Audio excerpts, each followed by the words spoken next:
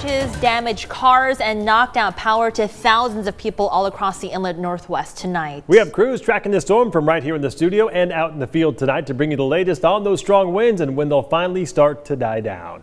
Good evening and thank you for joining us for KREM 2 News at 11. I'm Mark Hanrahan. Hello everyone, I'm Regina On. Let's get right into a live look at the power outages that Avista is reporting. Right now, more than 4,000 Avista customers are without power. So for more information about the high winds, power outages, you can text the word power to 509-448-2000 and we'll send you a link directly to your phone. All right, let's check in now with meteorologist Thomas Patrick here in the studio tonight. Thomas, when can we expect these winds to die down? Yeah, we're starting to put the brakes on just a little bit, but it's still quite breezy outside. Our latest observation, 25-mile-per-hour winds, but that's at least an improvement from the 53-mile-per-hour winds that we reported earlier this afternoon. I think that's about where the wind speeds will be for tonight, 20 to 25 miles per hour, and then more so 15 to 24 tomorrow. So it does stay breezy for the next 24 hours or so. I mentioned 53-mile-per-hour wind gusts, the strongest wind speed recorded out at Spokane International Airport. A lot of wind speeds in the 40s throughout today as well, and I would not be surprised if there was somewhere in between those observation points that were perhaps even stronger than that. We noticed a few afternoon showers in North Idaho, a couple rumbles of thunder along with it, but all that activity has swept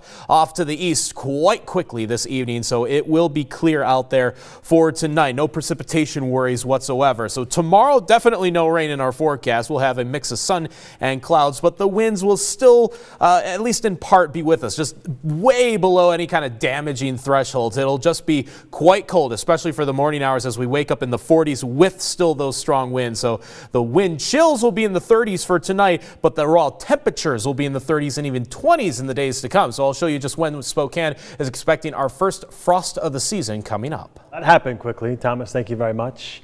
Following damages across the region now, the Quincy School District in Grant County shared these photos of Ancient Lakes Elementary School. The wind ripped the roof right off their gym. Look at that. According to the district, it was due to a series of microbursts that caused, quote, extensive structural damage. The good news here, no injuries have been reported. And then a fallen tree in Spokane Valley is blocking the lanes on East 3rd Avenue just east of Florida Street. One tree is down and a large branch from another tree is blocking the road. Please use caution when driving on 3rd Avenue. Meantime, down in Pullman, winds of up to 60 miles per hour hammered the community tonight. Avista crews are also busy there dealing with down lines and outages. Our crews got this video of a tree that fell on top of a car. Thankfully, no injuries reported there either. We heard something go boom and she saw it crash, and so we came running out of the kitchen and look outside and she's like, look at the Jeep, and I'm like, I can't see the Jeep.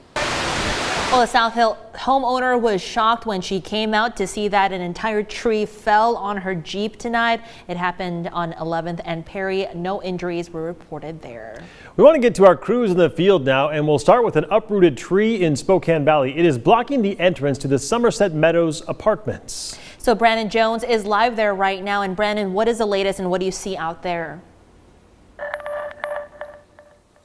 Yeah, check this out right here. This is the kind of inconvenience that's been happening all across the region. Trees are down because of those strong winds. I just got back from Pullman not too long ago. Winds knocked over trees and landed on cars and interrupted households and everything.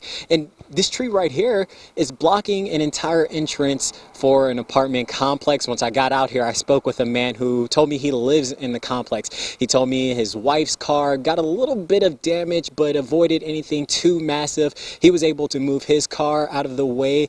But the main thing really from this entire situation is just how inconvenient it is. Look at the roots. We're pointing at the roots of this tree right now. You can tell there's pretty much no kind of foundation, no type of stability, and that's why it was easily knocked over, just completely, pushed out of the way.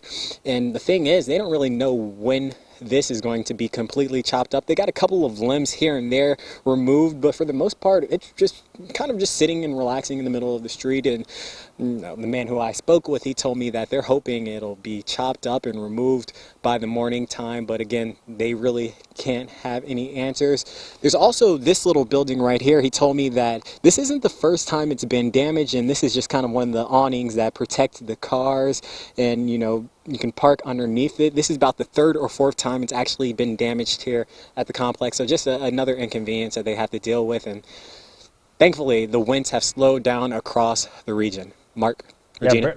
All right, Brandon, thank you very much. And thankfully, no one hurt there either. Absolutely. All right, we know storms come and go this time of year in Spokane. The director of operations at Avista says they spent the last couple of days preparing for potential outages. So here are a few resources to help you get through these power outages. So if you lose power, you can report it to Avista on myavista.com and use the outage map on the Avista app or call its customer service. Avista customers can also see the estimated power restoration times on that map. You can also text the word power for a breakdown of all the outages in the area.